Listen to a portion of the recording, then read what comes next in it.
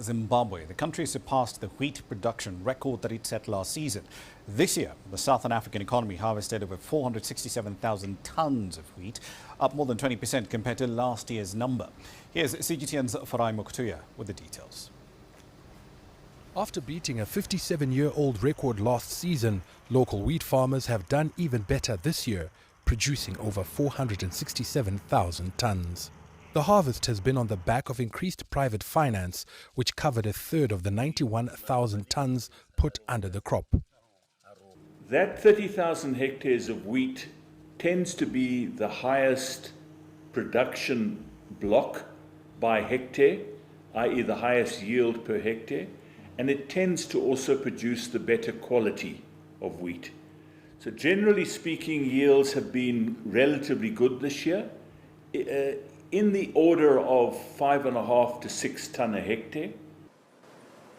Two successive bumper harvests have helped stabilize bread prices, which have remained static for over a year.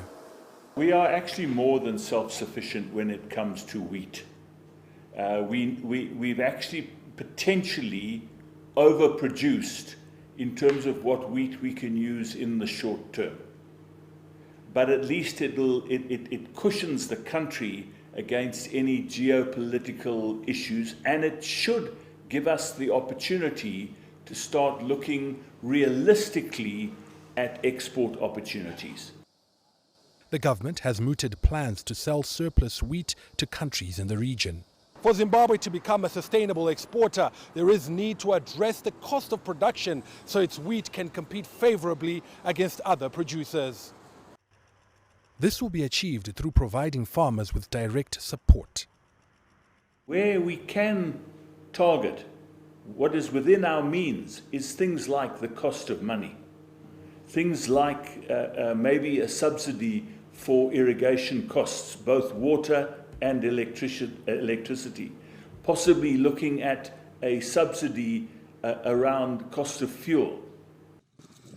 Zimbabwe's winter wheat is entirely irrigated, unlike other countries where the crop is rain-fed.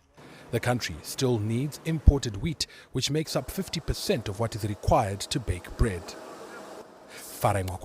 CGTN, Harare, Zimbabwe.